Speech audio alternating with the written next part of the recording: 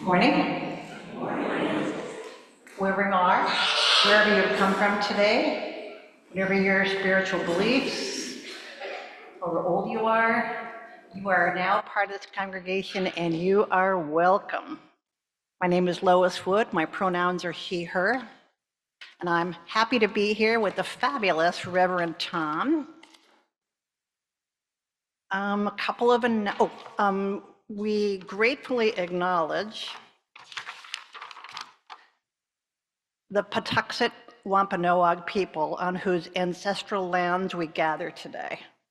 We commit to support and honor their history and culture.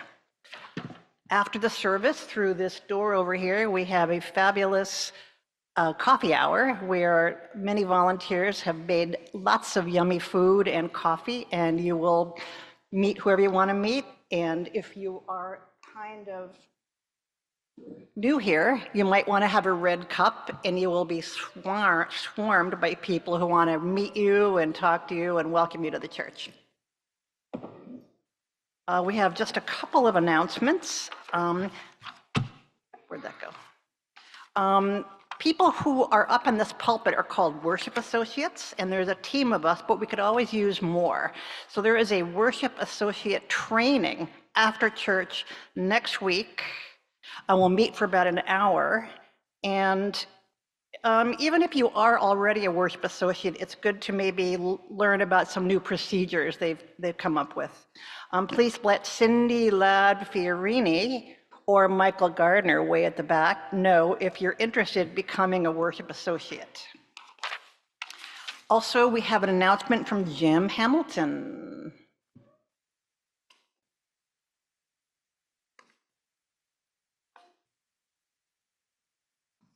Hello, I'm Jim Hamilton. I am the chair of our holiday fair, which is coming up in about a month right now. You will see sign-up sheets in the parlor for all of the various areas. I know many of you have worked on fairs in the past. If you haven't worked on a fair yet, this would be a great year to start. We need all sorts of help in many different kinds of ways. I'd like to thank Marcy for making this beautiful poster. There are plenty of those in there for you to take and put up and spread the word. So please sign up after worship today. Thank you very much. One more thing is everyone could actually wave hi to the people at Zoom so they know we're here and we know they're there.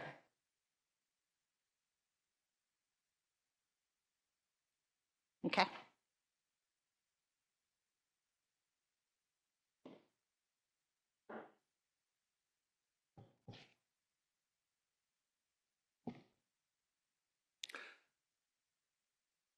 People get ready, there's a train a-comin'. Don't need no ticket, you just get on board. All you need is faith to hear the diesels humming. Don't need your baggage, you just thank the Lord. Some of us remember that song. Some of us may have heard it from our grandparents. It was written by Curtis Mayfield for his group, The Impressions, south side of Chicago, 1965. He wrote the words down, but they are the words of his ancestors flowing through him. You know, the train is such a potent symbol in Chicago where so many people came by railroad from the Jim Crow South to Chicago. So if you're a Chicago person, African American, that train is a symbol. And of course, it echoes back to the Underground Railroad and all those past associations. The song promises a journey from here to somewhere else where, you know, there's another song that goes, this train is bound for glory. This is the gospel train. And there's another song by the OJs calling it the peace train. Where do we want to go on a train, and why don't we need a ticket? And what's this baggage we don't need to carry anymore? Are you curious about this familiar song? Well, for this next hour, let's just unpack it. And in this oh so fateful and fretful and pregnant time, let us be inspired by this prophecy. Come, let us worship together.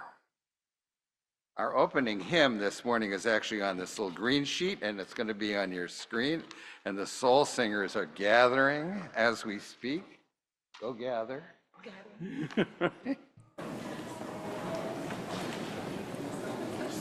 I think you all know this song. Oh, wait a second. There's something here.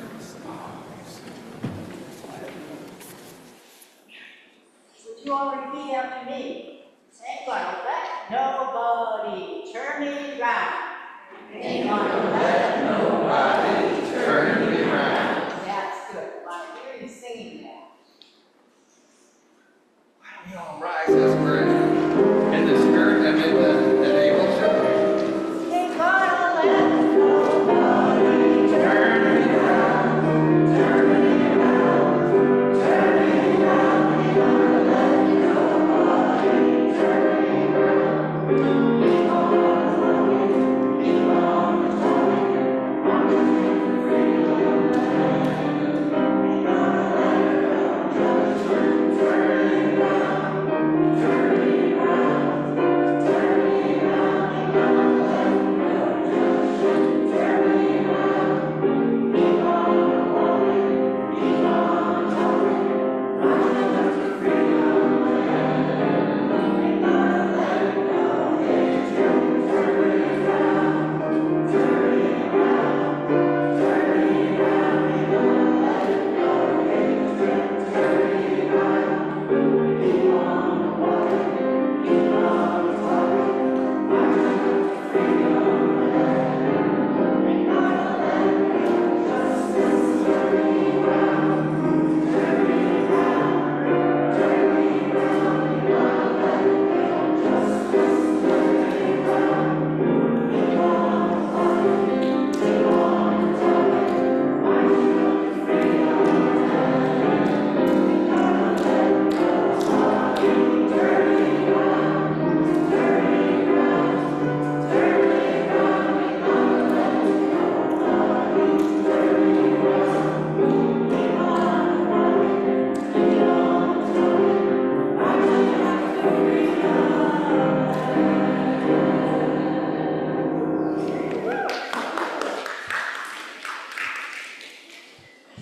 Carl and Joan Coons are our cantileers today.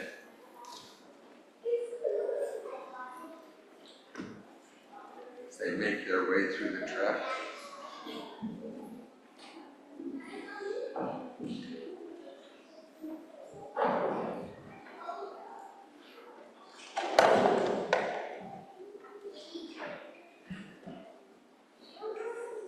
Let this fame be to us a symbol of the wholeness we seek.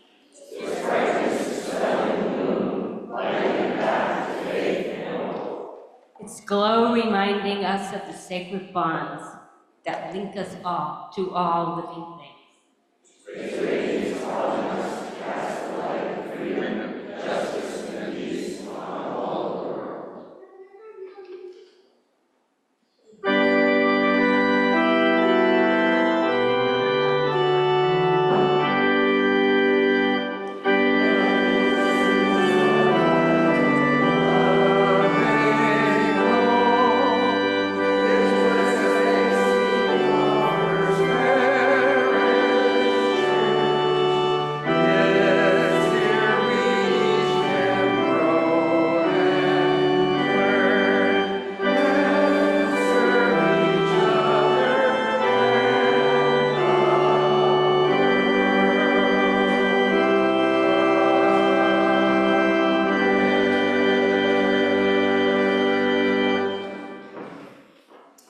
So let's all join together and sing our children off to their classes and explorations.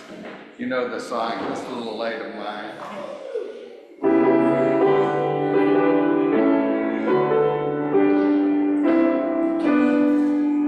This little light of mine, I'm gonna let it shine.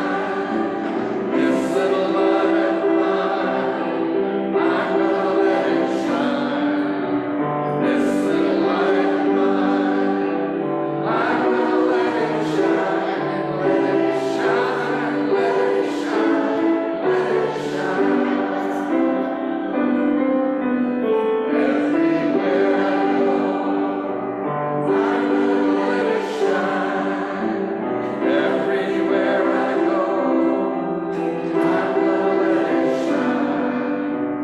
Everywhere I go, I'm gonna let it shine. Let it shine, let it shine, let it shine.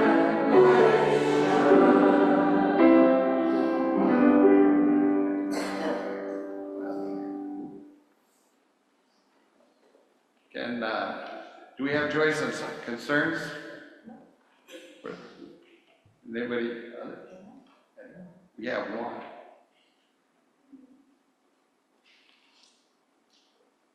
I'll read it, you'll light the candle. Okay.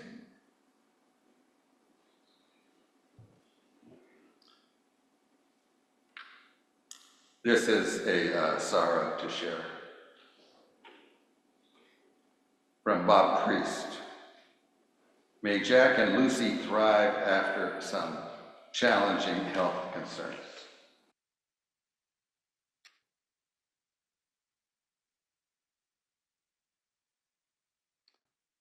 Might as well light the rest. And for the joys and for the concerns for the world and for everything unspoken, we will light candles.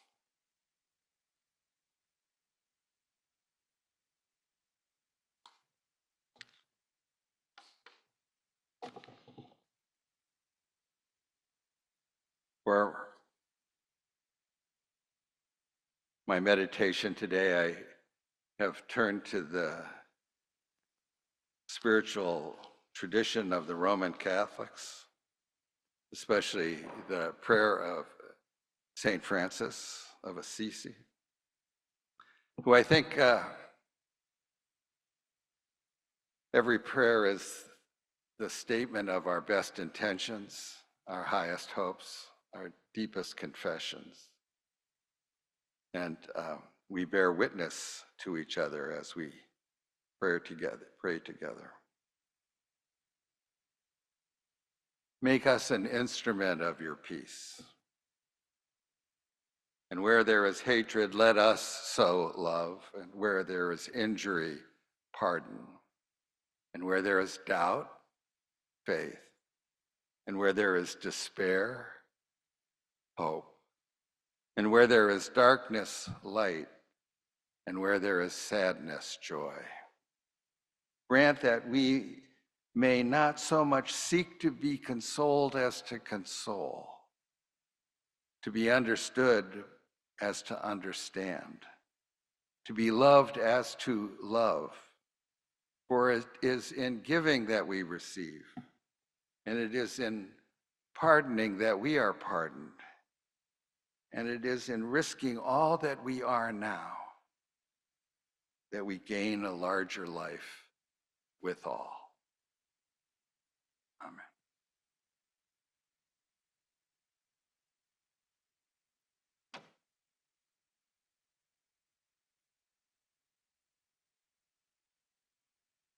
Today's reading is by Reverend Dr. Susan Frederick Gray. Justice is not the heart of our faith. It is the outward manifestation of our belief in the fundamental interdependence of all life and the moral and faithful call to have these bonds of interconnection be woven in love. In other words, we work for justice because we center love in our religious lives. Living into practices of beloved community is not just an intellectual exercise. Fundamentally, it is deeply spiritual work. It requires humility, deep listening, forgiveness, and open-heartedness. And with practice, it helps us live more fully into all the values and covenants our tradition aspires to. Values including equity, justice, generosity, interdependence, transformation, and covenants of care, respect, learning, and commitment.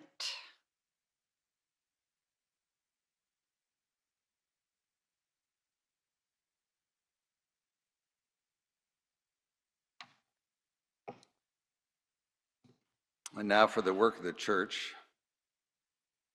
And churches are so important these days. Right? Everybody needs to be connected somewhere. That's how we care for each other. That's how we protect each other. That's how we keep each other safe.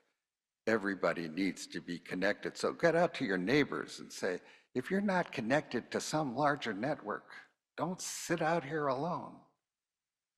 Think about joining a church. We even know a good one. For the morning offering will be gratefully received.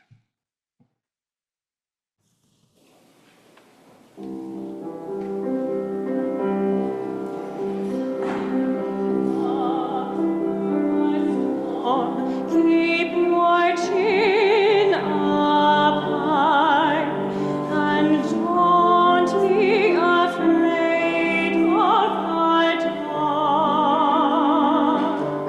At the end of the storm is a golden sky.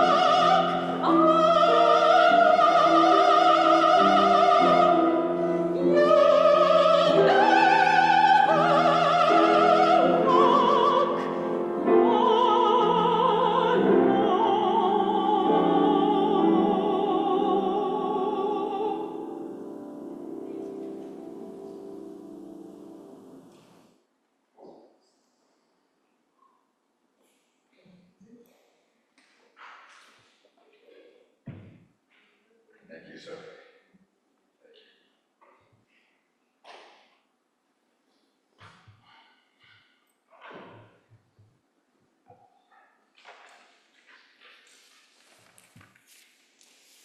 You know, I get around, I go to some congregations and I preach with them, and also in my neighborhood and just people I meet. And one question seems to be uppermost on the minds of the people I meet, and that question is, how are we going to deal with the polarization and division in our country? Not as a question of political strategy, but as a relational problem. How are we to deal with our friends and neighbors with whom we no longer can talk about the news? After all, many of these people who help us and to whom we offer help when they are in trouble. We're bound together in community. And yet, we are afraid that they are drifting away and they're going to be lost to us forever. Friends, family members. I was on an airplane recently, and the woman in the seat next to me turned out to be a woman who was a member of the church I served decades ago now.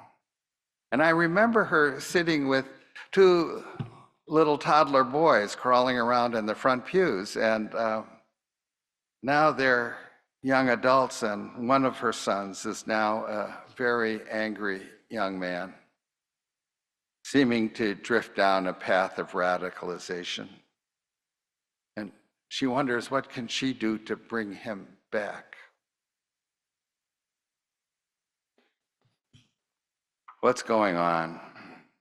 Now, there's a term I talked about in the last time I was here, which was just a couple of weeks ago, it seems, on Indigenous Peoples Day. I talked about schismogenesis, right? I'm sure you all remembered it and wrote it all down. It's the process by which groups define each other, define themselves in opposition to the other. And clearly that's what's going on in the United States. If Team Blue promotes something in the culture or the economy or a policy, Team Red opposes it, and vice versa. It could be a pop star like Taylor Swift. It could be a halftime show like Bad Bunny, or it could be vaccines or windmills or electric vehicles. Team Blue is into gender bending, and Team Red wants gender boundaries. And I think there's a temptation in such a period of schismogenetic identity formation, which is like about 10 syllables to say what's going on.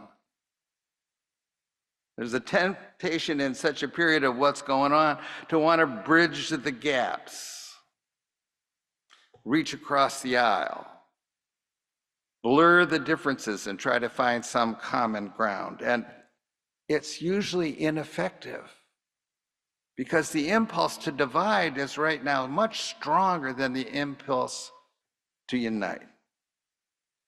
And because everyone is reacting to each other, they are anxious. And they're watching their opposite number to see what they're doing, and they're responding to that. Am I talking sense?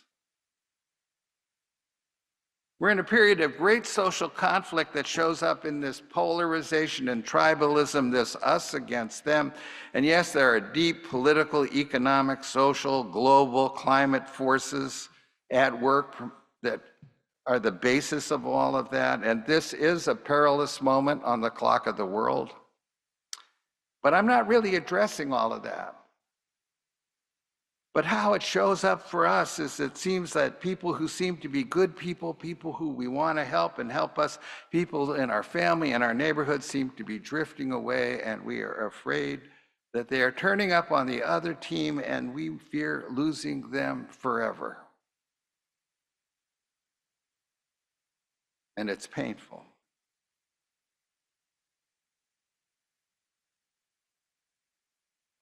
At this moment, it's important to remember the concept of self-differentiation. That I bring all these big words, right? Self-differentiation, it's a phrase that comes out of the field of psychology and family systems. Self-differentiation is the idea that you cannot deal with people who are different than you are and who are in conflict with you unless you know yourself first. Once you know yourself, you're less anxious and you can see them more clearly and you can relate to them with less anger and fear. And that you're able then to remain in relationship with people with whom you are in conflict. I do not know how this chapter in our history will come to an end, but I know it will. And what we can do to bring that end closer is to be true to ourselves, to know ourselves so we can relate without fear or anxiety to those who are now on a different path. And in an emotionally chaotic time, which is what we are, with calm comes influence. Mark my words, the next person we elect to be president of the United States will be the person who is able to project calmness more than any other candidate. With calmness comes influence. So, who are we? Right? Know ourselves, who are we? Well, there's a lovely song in our Teal hymnal, number 1051, called We Are. Perfect place to look for this. We Are by Issei Barnwell, who's a member of the group Sweet Honey in the Rock. I recently asked a congregation to sing this song, and it did not go well. I didn't know it well enough. There wasn't any soul singers to lead it. There wasn't a choir. The pianist was wonderful, but I don't know, we got off on the rhythms wrong and it just failed. But I'll just quote some of the lyrics. The lyrics start out, we are our grandmother's prayers and our grandfather's dreamings. Well, my grandparents were not Issei Barnwell's grandparents. And I doubt that any of them ever had tea with Ralph Waldo Emerson or William Ellery Channing, our ancestors in this movement. But in a deep way, they all had a similar or even the same prayers and dreamings. And they prayed for and they dreamed of a time and place when everyone was seen and recognized in all the ways they yearned to be seen, in all their identities and cultural legacies, in all the ways that their minds are wired. They prayed for and dreamed of a time where everyone can participate in the decisions that affect their lives and the needs of all can be satisfied. My grandparents were very serious German Baptists of the social gospel tradition. And they would have named that vision the kingdom of God. And we now name that dream and prayer as beloved community. And in our 7 principles, we name it as a world of justice, equity, and compassion. And we now say it's a world in which love is at the center. The words always change. There's always a different name for where we're going, but when Curtis Mayfield says there's a train a-coming, we know where that train is headed, don't we? Instinctively, we know where it is going. We must know ourselves. Our religious movement, Unitarian Universalism, in its American version, was created in the generations after the Revolution in 1776. these 1820s, 1830s period, which was the founding period of our movement, there was a whole generation of people who looked back at the revolution of 1776 and said, what does that mean? Where are we going with that? Are we living up to the courage and bravery and intellectual acumen of our founding fathers? You see, there was a contradiction between the prevailing Calvinist theology of the day and the ideology of the revolution. Calvinism thought humankind was innately depraved and governments were established by God to control sinful humanity. And the revolution was inspired by a completely opposite premise, that humankind was not only capable of, but deserved self-government, and that governments were established by us to protect our rights to life, liberty, and the pursuit of happiness. The early American Unitarians and Universalism rejected this Calvinist theology and have been stumbling fitfully toward a democratic faith ever since. In 1964, the Reverend Dr. Martin Luther King came to our General Assembly and addressed the group, and the title of his address was, "Do Not Sleep Through the Revolution." Well, white UUs hit the snooze button until 1987, when we woke up enough to proclaim our intention to be an anti-racist, anti-oppressive, multicultural religious movement. And we have been trying to be woke ever since. And why shouldn't we? Woke is better than asleep, of being unconscious of what's going on around us or the times we live in. So we've been trying to be the church of the wide awakes ever since. Know ourselves. Not everybody is on this path, but this is the path that we are on. Our faith, which is at heart a faith in the possibility of human freedom and flourishing, makes it possible to hear the diesels humming, the turning of the wheels of time and history that just keep moving forward. Our work at this time is to stay calm and to stay true to who we are and stay true to the vision of human freedom and human flourishing. A train is coming and it's headed to beloved community, and everyone is invited. And the tragedy of this moment of polarization, is that there are many folks out there who do not believe that they are invited. They think they have not been invited, and so they don't want to go. But the song says you don't need a ticket. They can just get on board, but they don't believe it. Now, our churches and congregations have some experience with this problem. We don't have to read books about other people. If we just summarize our own experience, sometimes we can learn a lot. Remember the welcoming congregation program of the 90s? It was our self-education program to overcome our own homophobia that made our congregations unwelcoming to LGBTQ plus people. And one of the things that kept coming up in that, all that discussion that went on in almost every church, was people would say, well, we welcome everybody. Why do we have to say we welcome gays and lesbians? I mean, we welcome everybody. It says right outside, we welcome everybody. Not realizing that people who are vulnerable think when somebody says, we welcome everybody, what they hear is, we welcome everybody, but probably not you.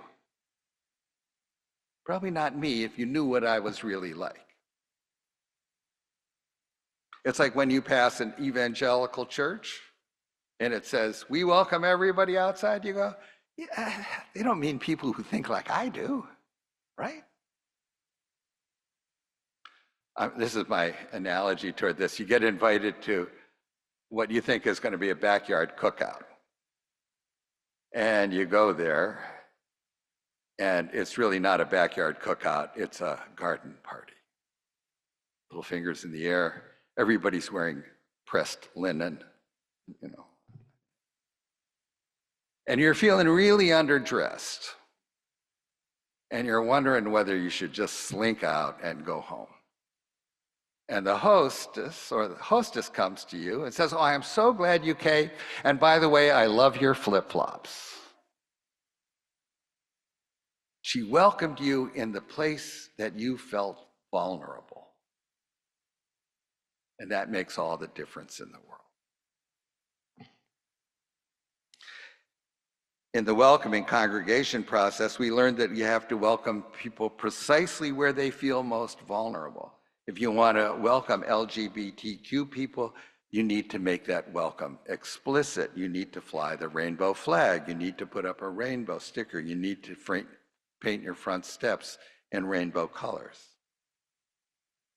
Now, there are a lot of people in this nation who, when we talk about the vision of a multiracial, multicultural, global democracy, don't think that there's a place in it for them. We have to make that invitation explicit. Now, there are a lot of young white men who think that they need a ticket to get on board and there's going to be no tickets for people like them. But they don't need a ticket, they can just get on board. Now, I don't have a solution to this problem. There are no magic words that can communicate the sincerity with which our invitation to beloved community is being extended. But your words and your example are the ways that we communicate. We don't have to argue or debate. We just need to keep inviting people into beloved community. And it would be good for us to remember that most of us, in fact, I would venture all of us, have refused the invitation ourselves at different points in our lives. None of us in this room, I am quite sure, have been in the forefront of every social movement for change all the time. Why?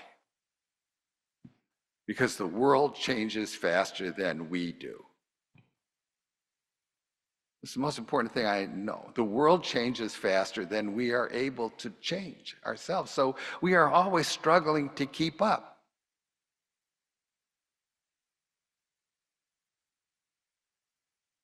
You have to make a conscious choice that I'm going to try to keep up with that stuff, that new stuff, that thing that people are talking about now that we never talked about before. Neurodivergence, transgender, disability, all of these things, these new demands for justice, they may be unfamiliar to us because we haven't been touched by them yet. And so we have to struggle to keep up because the world changes faster than we do. If we're able to remember that about ourselves, we should be able to be calm about all those who are angrily rejecting the invitation that they think has not been offered to them. I do know that gracious people, women, people of color, and other men in this denomination kept extending that invitation to me again and again, even when I was sure they didn't mean me.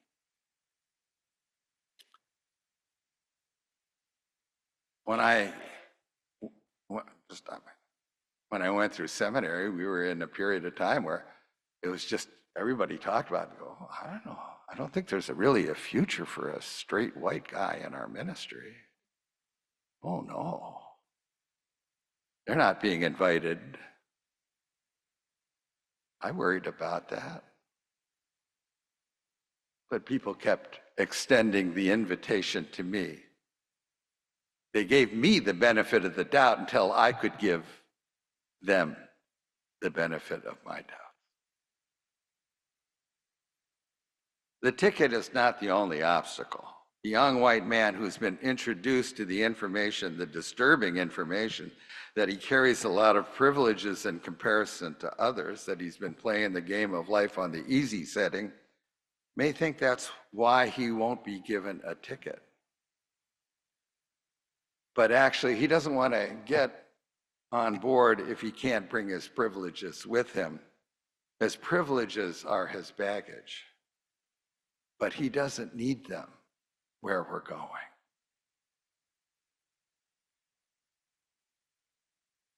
Don't need no baggage. You just thank the Lord. Thank the Lord. I'll let you unpack that phrase however you want. But let us end with the spirit of gratitude. Let us be grateful to the people who have extended the invitation to us when we were reluctant and resistant. And let us be thankful for this religious tradition which keeps pointing to a hopeful outcome for all these terrible times.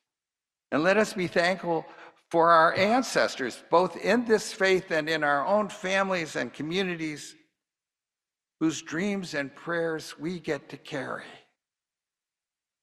And let us be thankful for our children and grandchildren and descendants who will get to live in and build the world that we only dream about. And let us be thankful for the democratic traditions of this nation and its people, which are ours to enjoy and preserve. And let us finally be thankful that we live in these times when history has slipped its leash and we have the opportunity to make a difference,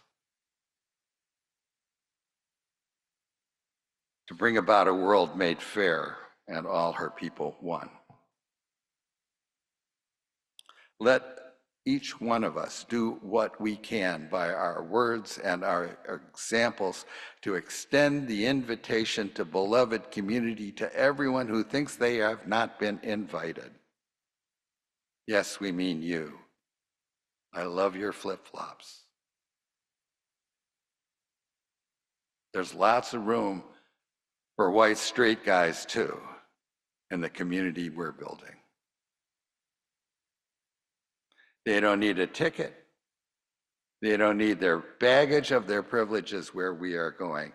We are just saying, come and go with me to that land, which coincidentally is our last hymn. Number 1018 in the Teal hymnal. All rise as you're able and in the spirit, and the soul singers are going to assemble at the front.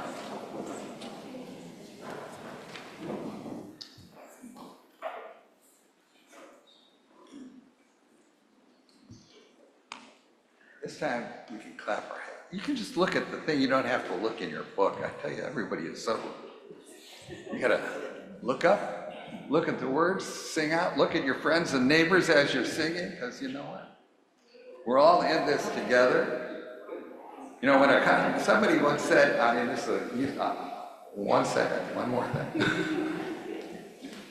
A choir director in the church that I belong to in Ann Arbor said, if a congregation will not find its voice in the world until it learns to sing together, which makes only sense, right?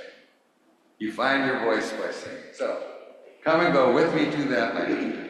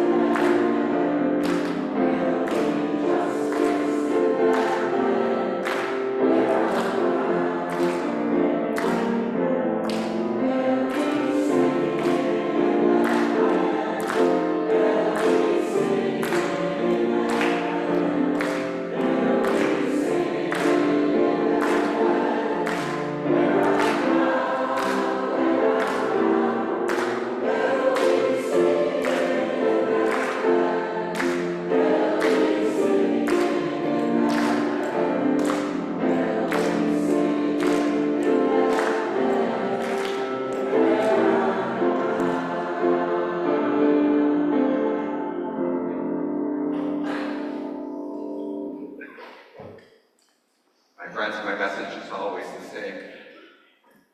There's a creating, sustaining, and transforming power at work in the universe right now. It's made by all of us together. And you can trust that power. You can trust that power with your life. It will stand with you whenever you stand up for justice. It will be with you whenever you give food to the hungry, which is a real thing right now. It'll be with you whenever you reach out to a person who's lonely and needs a friend. So trust in that power and go forth with optimism and courage. Our service begins when our service ends. God bless you all.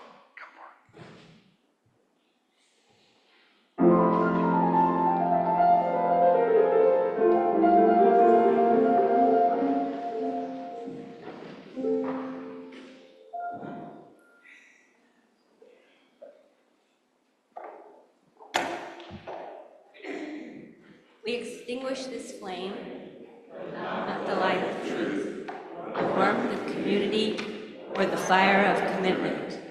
These we carry in our hearts until we are together again.